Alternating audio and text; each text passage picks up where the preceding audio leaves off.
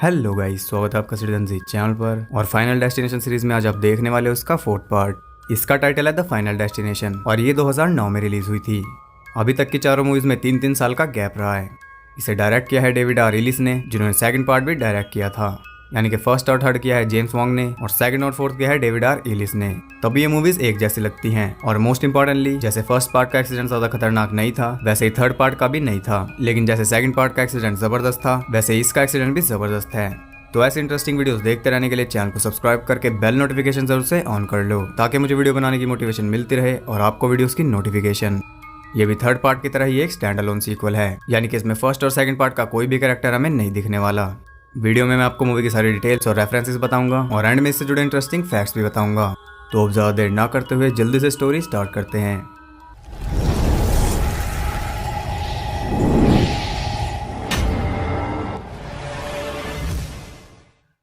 Movie start होती है पहले 3 डिजास्टर्स, यानी कि flight 180 explosion, route 23 pile up और डेविल्स फ्लाइट डिरेलमेंट के 8 साल बाद।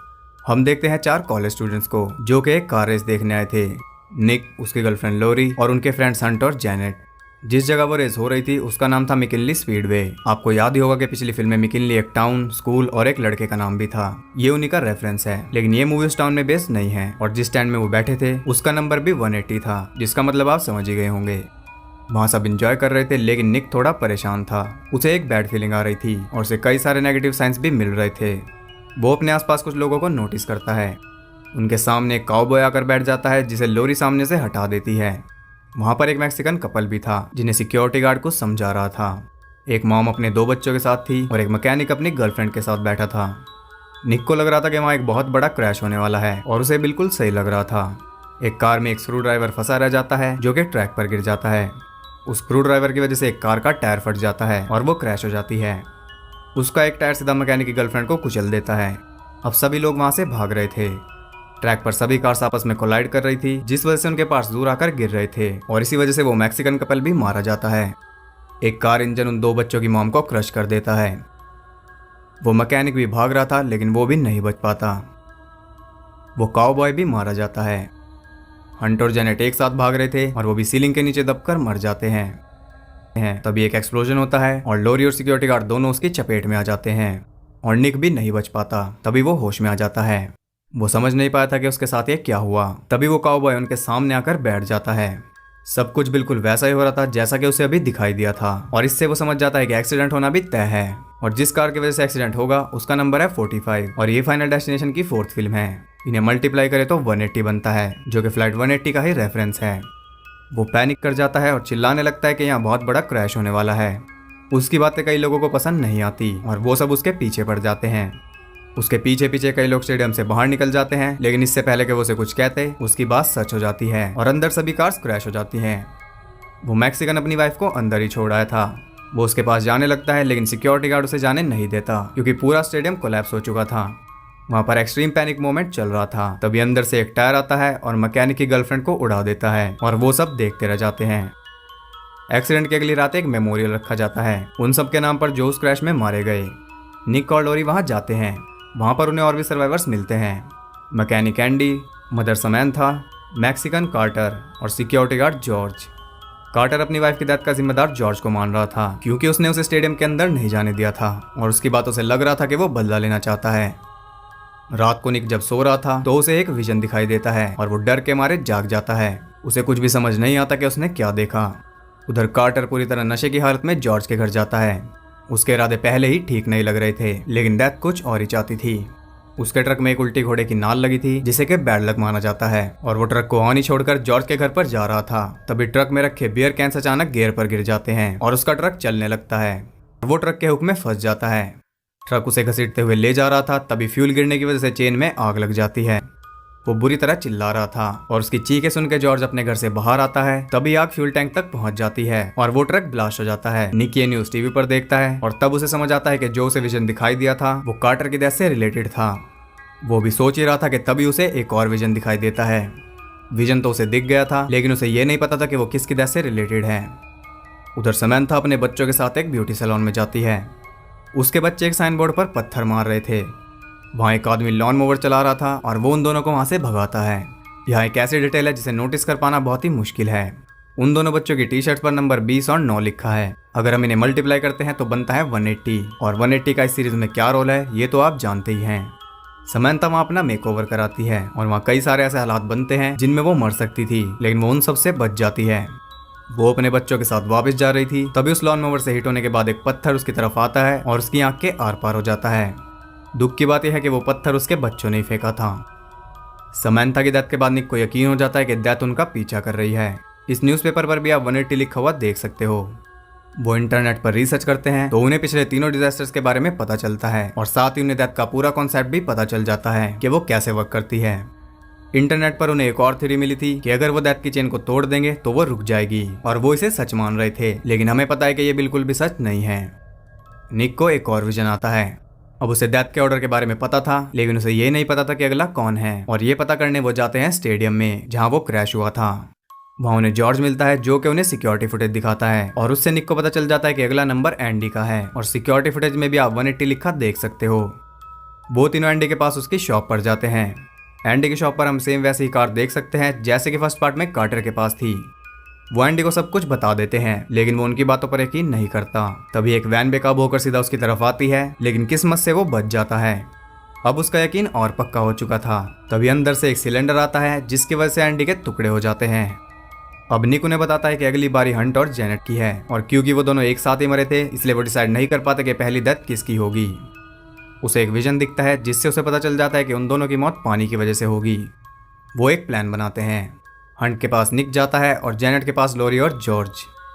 जेनेट एक कार वॉश में जा रही थी और उसकी कार पर आप नंबर 4 और 9 लिखा हुआ देख सकते हो। अगर इन्हें ऐड करते हैं तो बनता है 13, जो कि एक अनलकी नंबर है। और हंट था एक वाटर पार्क में जिसका नाम था क्लियर रिवर्स वाटर। आपको पता ही है कि क्लियर रिवर्स फर्स्ट और सेकंड पार्ट में मेन कैरेक्टर्स में से एक थी। जेनेट कार वॉश में जाती है, लेकिन किसी मैल फंक्शन की वजह से उसकी कार अंदर ही फंस जाती है। वो बाहर भी नहीं निकल सकती थी और ना ही किसी को फोन कर सकती थी क्योंकि वहाँ सिग्नल नहीं थे। लेकिन इतना भी काफी नहीं था कि उसकी कार का सनरूफ भी खराब हो जाता है। वो थोड़ा सा खुल जाता है, तभी उसके ऊपर एक पाइप टूट जाता है और सारा पानी उसकी कार में भरने लगता है।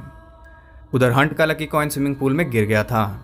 वो उसे लेने अंदर जाता है, लेकिन तब पूल में से पानी ड्रेन हो रहा था और हंट उस ड्रेन होल के वैक्यूम में फंस जाता है। उन दोनों की ही डेथ पानी से होने वाली थी और वो दोनों ही पानी में फंस चुके थे, यानी कि निक और लोरी के पास अब बहुत ही कम टाइम बचा था उन्हें बचाने के लिए।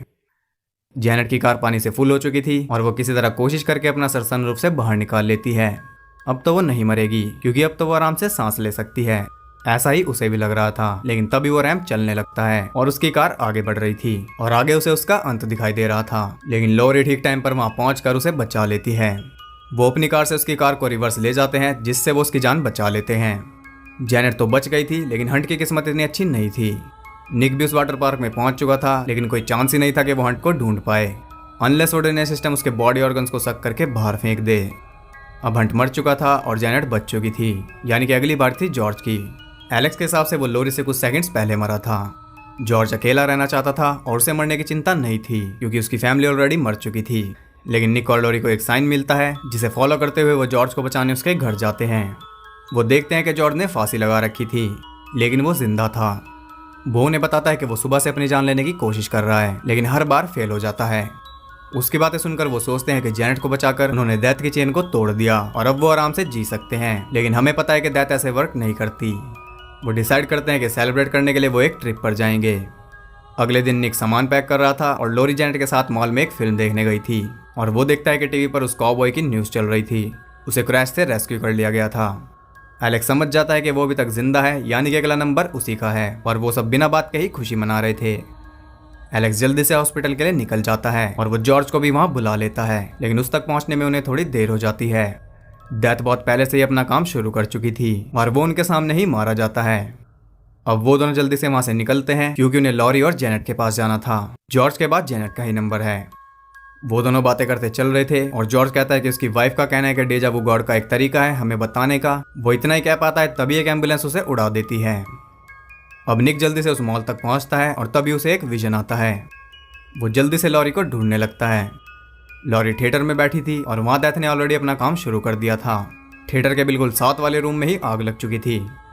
निक सारे थिएटर्स को छानता है और वो लॉरी को ढूंढ लेता है।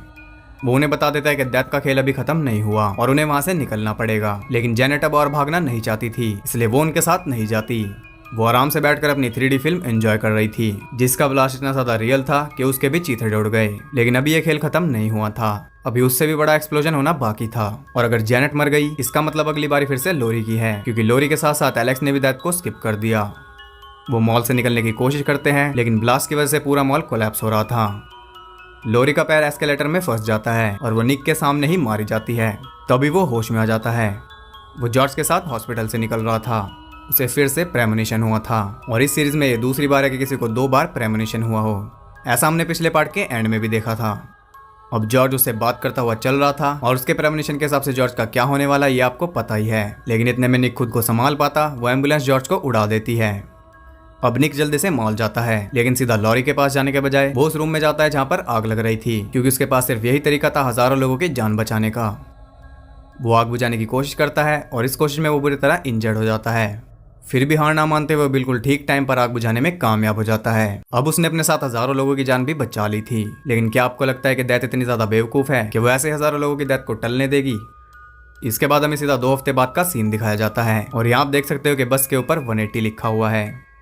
वो तीनों एक कैफे में बैठे थे जिसका नाम था डेथ बाय कैफीन, और उसमें निक को कई सारे ऐसे क्लूज मिल रहे थे जिन्हें देखकर वो फिर से परेशान हो जाता है। जैसे वहां पर उसी वाटर पार्क की फोटो थी जहां हंट मरा था। एक मैगजीन पर उसी फिल्म का पोस्टर था जिसे देखने लॉरी और जेनेट गए थे। फिल्म का नाम है लवलेस डाइंग। टीवी पर कार रेस चल रही थी। अब निक को समझ आ चुका था कि उसने कुछ भी नहीं बदला। उसने हजारों लोगों की जान भी नहीं बचाई, क्योंकि इस मॉल में एक्सप्लोजन होने ही नहीं वाला था। डेथ ने उसे ट्रिक किया। उसे पता चल चुका था कि असल में डेथ उनके हिसाब से नहीं चल रही, बल्कि वो डेथ के हिसाब से चल रहे हैं। इस वक्त उनका उस कैफे में होना भी डेथ के प्लान का हिस्सा हो सकता है। और उसके कहने की देर थी कि तभी एक ट्रक आता है और उन तीनों को ही कुचल देता है। डेथ के मास्टर प्लान के साथ ये मूवी यहाँ एंड हो जाती है। तो इस मूवी में आपने देखा कि डेथ का पता निक के विजन से लग रहा था। फर्स्ट और सेकंड पार्ट में ये काम साइंस का था और थर्ड पार्ट में पिक्चर्स का। तो हर एक मूवी में कुछ ना कुछ चेंज होता रहता है। इसमें हमें यह भी देखने को मिला कि प्रेमोनिशन गलत भी साबित हो सकते हैं। निक को जो दूसरा प्रेमोनिशन आया था वो उसके हिसाब से सही नहीं निकला।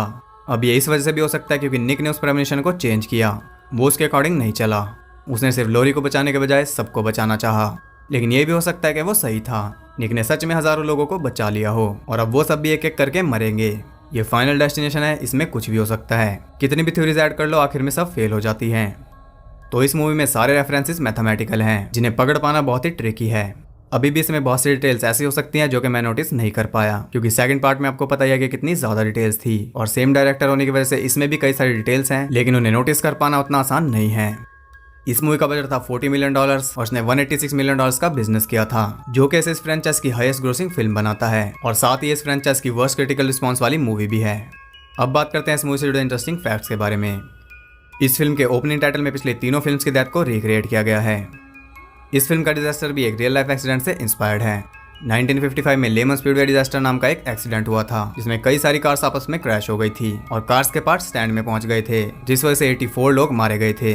कुछ स्पेक्टेटर्स बीच में से कट गए थे, कोई इंजन से कुछ लगा था और कुछ एक्सप्लोजन में मारे गए। वो सब इस फिल्म में दिखाया गया है। ये पहली और इकलौती फाइनल डेस्टिनेशन फिल्म है जिसमें टॉनी टॉड शामिल नहीं है, क्योंकि इसकी फिल्मिंग के टाइम पर वो transformer revenge of the fallen की शूटिंग कर रहे थे। मॉल में जो फिल्म चल रही थी उसका नाम था लवलेस डाइंग। वो एक असली फिल्म है जिसका टाइटल है द लॉन्ग किस गुड नाइट। उसके क्लाइमैक्स में एक एक्सप्लोजन होता है जो कि इस फिल्म में दिखाया गया है। वो फिल्म भी न्यू लाइन सिनेमा की है। इस फ्रेंचाइज की इकलौती फिल्म है जिसे कनाडा में शूट नहीं किया गया। कॉफी शॉप का नाम था डेथ बाय कैफीन और वहाँ के मेन्यू में डेथ से रिलेटेड कई सारी आइटम्स थी, जैसे knocking on deaths door latte, iced mocha fatality, iced vanilla demise, frozen चाय कैजुअलिटी, लास्ट एग्जिट ट्रफल्स और रिवर ऑफ स्टिक्स बिस्कॉटी। मरने से पहले कार्टर हाइस पेले नाम की बियर पी रहा था और वो इसकी मौत का कारण बनी थी। ये वही बियर ब्रांड है जिसका ट्रक हमने सेकंड पार्ट में हाईवे पर देखा था और थर्ड पार्ट में उसी ट्रक ने ड्राइव थ्रू पर वेंडी और केविन का रास्ता ब्लॉक किया था। ये इस फ्रेंचाइज की सबसे छोटी फिल्म है और पूरी सीरीज की यह पहली फिल्म है जिसका म्यूजिक शिरली वॉकर ने नहीं दिया, क्योंकि 2006 में उनकी डेथ हो गई थी। और ये सीरीज की इकलौती फिल्म है जिसमें डिजास्टर के बाद ओपनिंग क्रेडिट्स दिखाए गए। ये इकलौती ऐसी फिल्म सीरीज है जिसमें पहले 4 फिल्मों में 2 अल्टरनेट डायरेक्टर्स हैं और इस सीरीज में यह पहली मूवी है जो 3D में रिलीज हुई थी। फ्लाइट 180 का रेफरेंस अभी तक सभी फिल्म में दिखाया गया है, लेकिन ये इकलौती फिल्म है जिसमें फर्स्ट फिल्म के मेन कैरेक्टर एलेक्स का कोई जिक्र नहीं हुआ। स्टूडियो ने कहा था कि इस सीरीज की लास्ट फिल्म होगी, इसलिए इसका नाम द फाइनल डेस्टिनेशन रखा गया, लेकिन इसके बाद एक और फिल्म बनी और अब एक और बन रही है। इसे IMDb पर 5.2 स्टार्स मिले हैं, जो इसे इस सीरीज की सबसे लोएस्ट रेटेड फिल्म बनाती है। जब जॉर्ज को एम्बुलेंस ने उड़ाया था तब वो कुछ बोल रहा था, लेकिन पूरा नहीं कर पाया। वो कह रहा था कि उसकी वाइफ कहती है कि डेजा वू गॉड का तरीका है हमें बताने का कि हम सही वक्त पर सही जगह पर हैं, और आयरनी ये है कि ये लाइन बोलते वक्त वो गलत वक्त पर गलत जगह पर था। इस फिल्म का बॉडी काउंट 11 है, जो कि पूरी सीरीज में सबसे ज्यादा है। तो ये थे इस फिल्म से जुड़े इंटरेस्टिंग फैक्ट्स।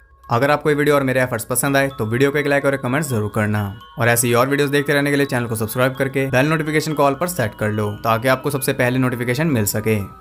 और लेटेस्ट मूवी न्यूज़ और फैक्ट्स जानने के लिए आप मुझे इंस्टाग्राम पर फॉलो कर सकते हो, लिंक आपको डिस्क्रिप्शन में मिल जाएगा। वहाँ पर आपको बहुत कुछ एक्स्ट्रा जानने के लिए मिल जाएगा। तो मैं मिलता हूँ अगली वीडियो में, तब तक के लिए सबको बाय।